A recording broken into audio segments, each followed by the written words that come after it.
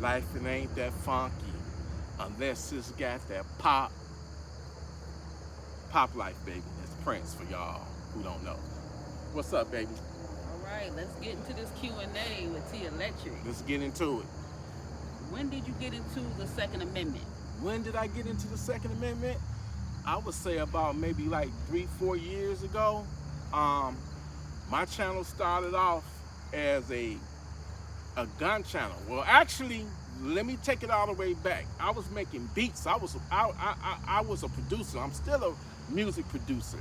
That's how the name T Electrik came about, right? So, um, uh, I was making beats, beat making videos, uploading it up on YouTube, um, and I wasn't getting no views.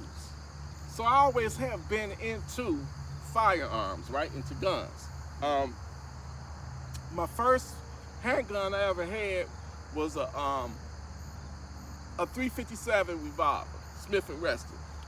But the one I officially bought, because that was issued to me by the company that I was working for, the revolver that I was working for when I was doing armed security. But the one that the first gun I ever bought was a Glock 19.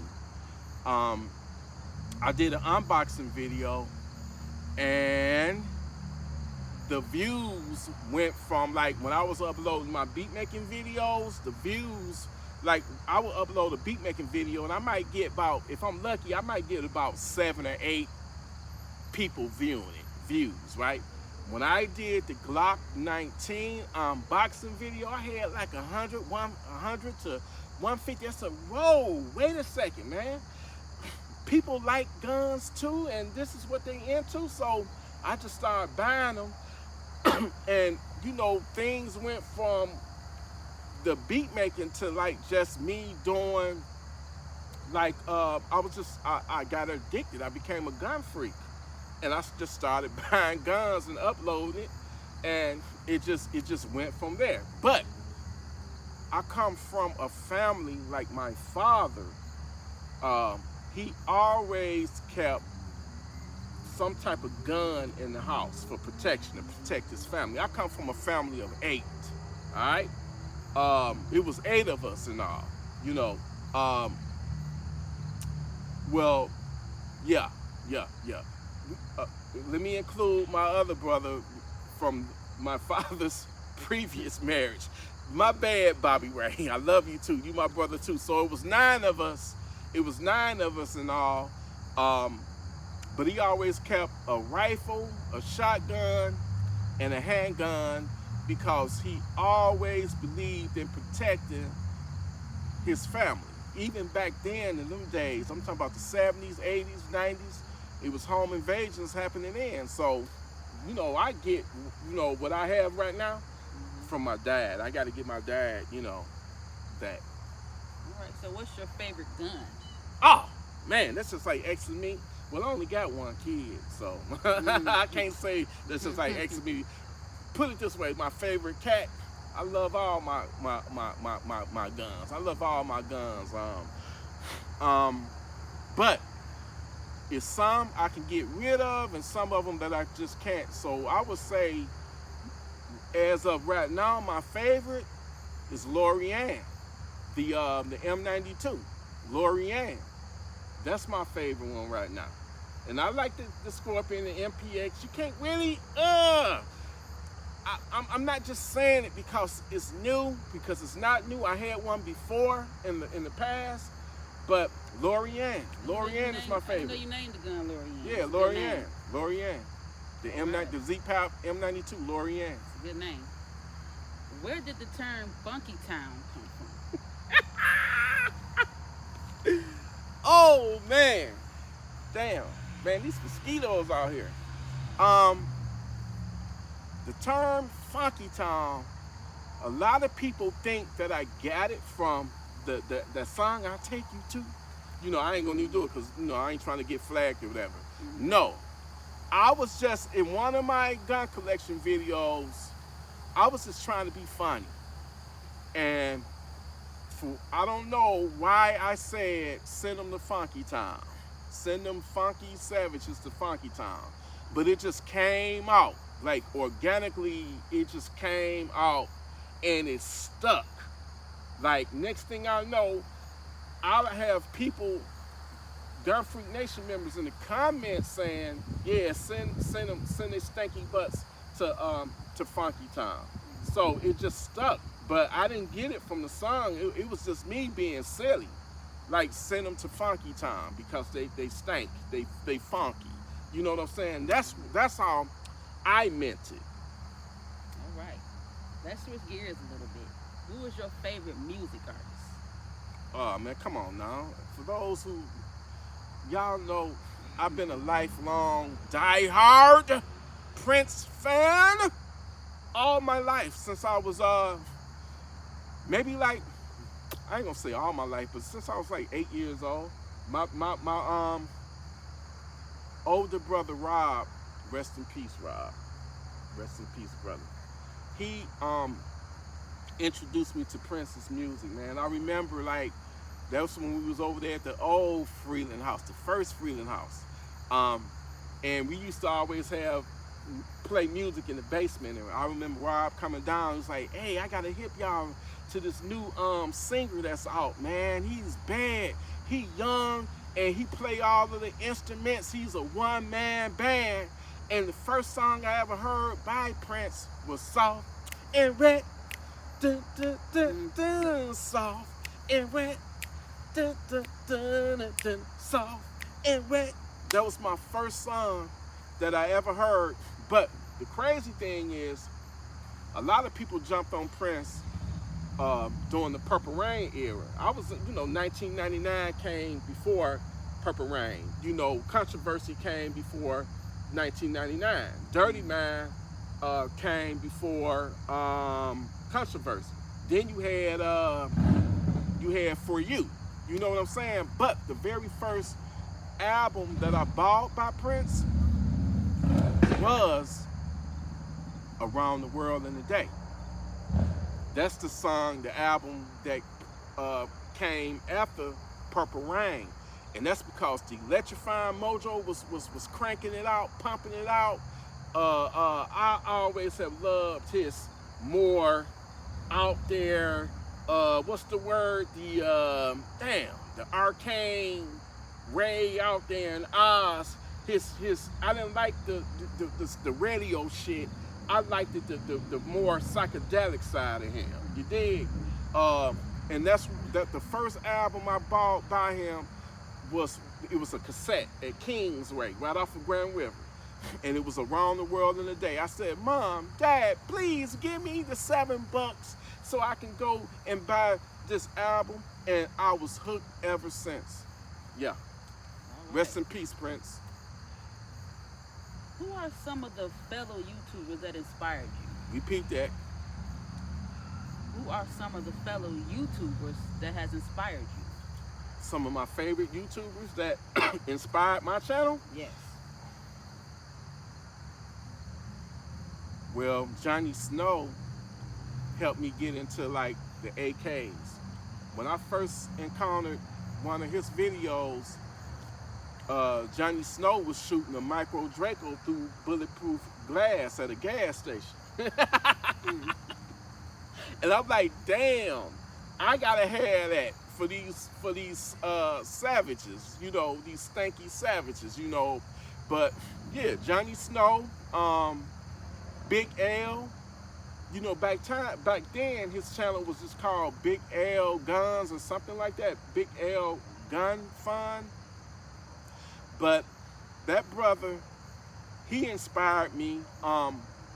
He had like a bunch of guns. If you think I got a lot, nah, he had probably like 100 guns. Big L, rest in peace. I love you, brother. I know you at that range up in the sky, up in heaven.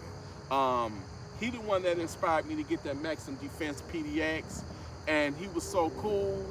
And it didn't matter that he was a white man, but what I love about the 2A community, man, it's not. We don't care about skin tones and what race you are, all that. We a brotherhood, and it don't matter. what race you are. He is the one that really inspired me and was like, T, you should just do a gun channel, and was giving me pointers and tips and stuff. And like I say, rest in peace, Big L Gun Fund.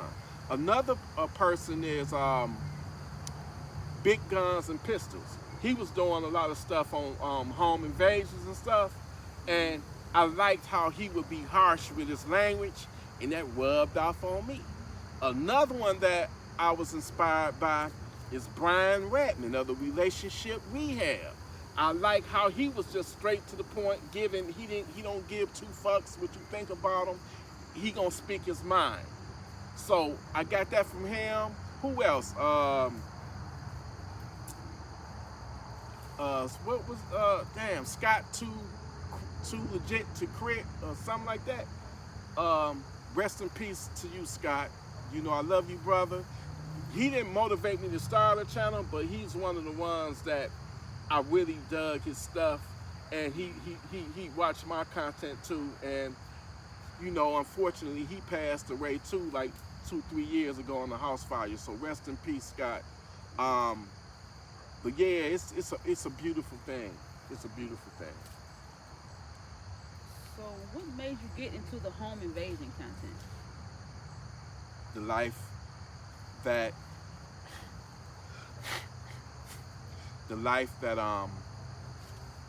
growing up in the hood, seeing all of the murders and killing all around me. And when you young like that, you know shit, man. It was a lot worse than I actually thought it was back then when I was a kid. And just hearing about the murders, and you know, I first saw a dead body when I was like 9 years old. When I followed my older brothers, they was like, somebody got unalived, and they over in the alley, you know, right across from us. And it was a guy that had tried to rob a dice game. They was shooting dice in the garage. And one of the people that was shooting dice, Nate Dogg, the guy tried to rob him, and Nate Dogg, you know, took him out, and he was stretched out in the alley. And I'll never forget it. That image will stay in my mind, in my brain forever, man. He had on blue jeans, a black shirt. He had on some what you call them shoes back then, man. They was stylish. They was like dress shoes with the wood sole to them. They was this is before your time, but Stacey Adams or something like that, yeah. And he had a mask on, and I remember, I'm like, damn. I'm like, what the, like, he was just laid out there. That's the first time I ever saw a body, man. And yeah. So I grew up around it, and then just people just being victimized, man. People, you know, innocent people that's living their everyday life in the privacy of their own home, and you know, you got savages coming up in there and just doing all kind of wrong, ungodly things to them. So I feel like everybody should have a firearm, because that's the only language that the savages gonna understand. You know, you coming at them with a bat and they got a gun, they gonna win.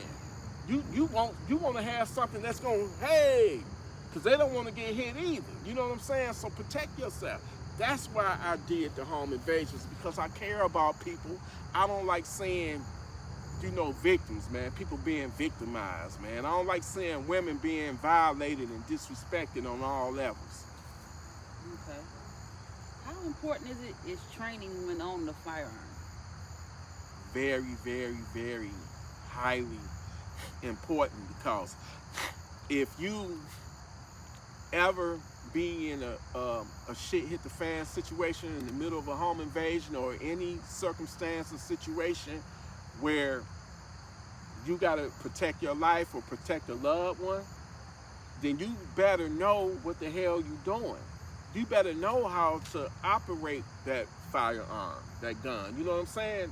What's the point of having a gun or guns and you don't know how to utilize them. You don't know how to use them. You know how to proper operate or use the mechanics of a gun.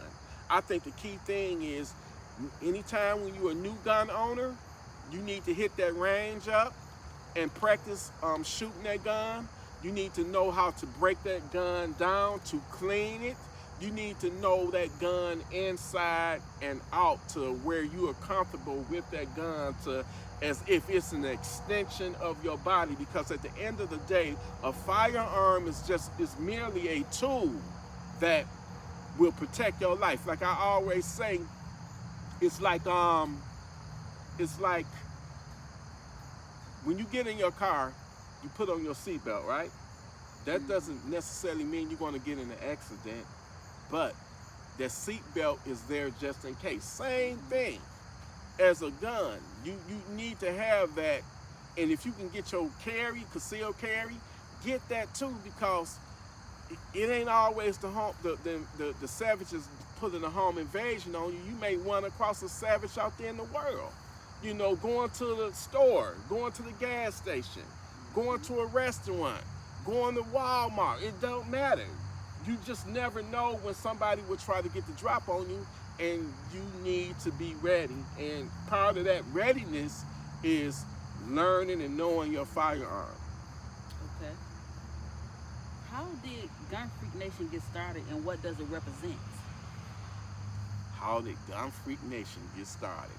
Well, I had a gun. My channel was like a gun channel, because I spoke on that earlier. But like I said, I'm a producer. I made a beat, and I don't know, but for some reason I called the beat Gun Freak, because it just hit me. You know what I'm saying? That beat.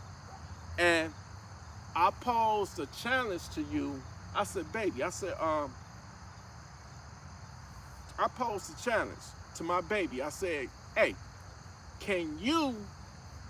how dope this would be if you can rap about all the guns that I have.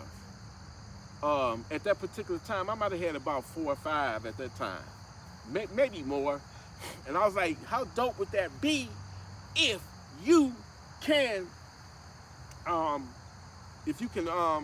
rap about guns and all of the guns that I have in my collection.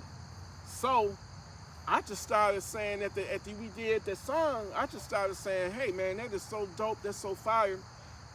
Let me start a community and call it a Gunfreaknation. You know what I'm saying? Call it Gunfreaknation, and it just stuck. And I didn't know it would go this far, but it did, and it's a blessing. Now, what does it represent? Mm-hmm. It represents being safe. It represents being honorable. It represents being, we don't mess with nobody, but you better not mess with us. And I'm trying to keep it PG. It represents being responsible with your firearms. It represents loving your family to the point that you're willing to go to hell and back in defending and protecting your family. It represents being law-abiding citizens. It represents, don't come up in my crib, or, you know, I'm gonna send you to Funky Town. It's just as simple as that. That's what it represents. Stand up,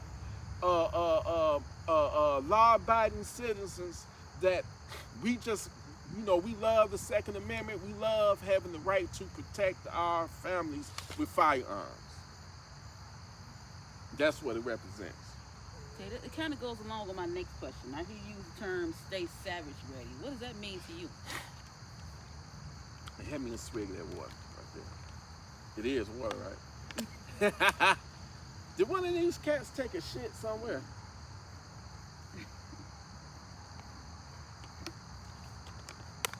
That cat being a savage right now. How you gonna shit during my interview? There's a lot of them all around. I'm just watching. Wow, they shitting all over. Man, they having a shit fest. I guess this interview is a shit fest. Anyway, being savage ready the term being savage ready is being situational awareness, being alert of your environment, you know, keeping your head on a swivel, making sure, like, when you out in the world, and even when you at home in your crib, just being conscious of your surroundings, being conscious of your environment, watching who watching you, who's scoping you out, who watching you, who's doing reconnaissance on you, who may be following you. So if you are in the higher consciousness of being alert of your surroundings, you ain't gonna let nobody get up on you to get the drop on you. It's all about not letting a savage get the drop on you because you already alert. If you see them coming, you already know what time it is. You savage ready. That's what it means. Okay. Let's switch gears a little bit and really getting to know T Electrik. What made you get into horror films, and what's the first horror film you ever seen? I love horror movies. My favorite month of the year is Halloween. My favorite holiday is my favorite month is October. My favorite holiday is Halloween. My son's birthday is in October, and it goes all the way back to my sister, Wanda, rest in peace, I love you, where we would always have these traditions. Like when October would come, we would always watch a horror movie, like every night for that whole entire month of October. And like the first like horror movie that really got to me, Dawn of the Dead. Not the 2004 one, but the 1978 one. I love the Resident Evil movie. I love zombie movies. And come on, man, we got Night of the Living Dead. That's the one that started it all. Rest in peace, George Romero. But I love horror movies. I love action movies too, but horror movies, Dawn of the Dead, Resident Evil, what else? Night of the Living Dead.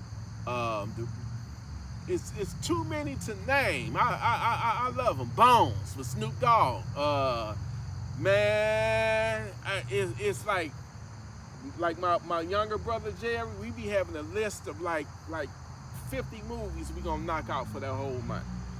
You know, Get Out, all of them, man. I love them. I love them. So why is Halloween your favorite holiday?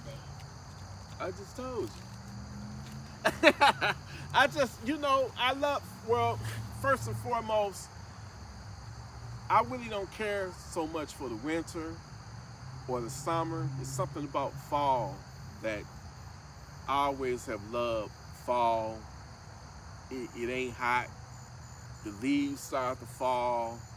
The days are a lot shorter, and a lot of the savages tend to stay in the house. You know, savages be out there when it's real hot and acting crazy and all that.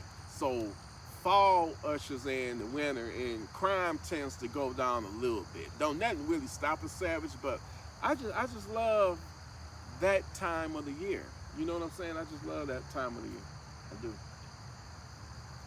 Okay, what does being your authentic self mean to you? Oh man, if you can't be you, then who are you? You know what I'm saying? Who are you? You got to be real. You got to keep it real. You got to keep it authentic. Because if you being fake, you're not gonna last. You know what I'm saying? You got to be your authentic self. People that I got people that really, really fuck with me on this channel in a good way. That really down with the Gunfreak Nation, and they love me for me, not for me. You know, I can't be nobody else but me. You got to think for yourself and be yourself, man. What good is a brain if you don't use it and somebody else is telling you what to do and controlling you and stuff? You know what I'm saying? Be your own person. Stand on your own. Don't give a shit about what other people think about you, the opinion or whatever, man. Live your life, because you only get one shot at this. You know what I'm saying? And once your life is over, it's over. So enjoy the ride, man. And on that journey, we're going to have our ups and we're going to have our downs. But if you're a true soldier, you're going to get through it. You're going to get through it all. But be yourself. Be yourself. All right, I got one last question for you. I think all the Gun Freak Nation want to know. Okay? Pussy or guns? You talking about all these pussy cats that's running around out here? You know what I'm talking about. Ha! Damn, Guns. that's hard. Guns. No.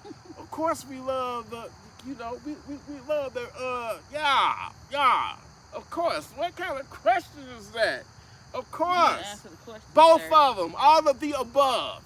But you know what? We need the gun too, because that's what's going to protect your pussy at the end of the day. Because if you don't have the gun, then you got the savages that's going to come and make you into a pussy. You feel me? So they're going to have you as a pussy and they're going to take your woman's pussy. So ultimately, I guess I can accept that. but anyway, thank you so much. I appreciate it. Y'all for caring enough to watch and get to know me a little bit better. And it's all love. Gun Freak Nation, listen. Y'all stay armed. Stay responsible with your firearms. Stay righteous. And be ready to send that stinking savage to Funky Town. Love you, Gunfreaknation Salute, baby.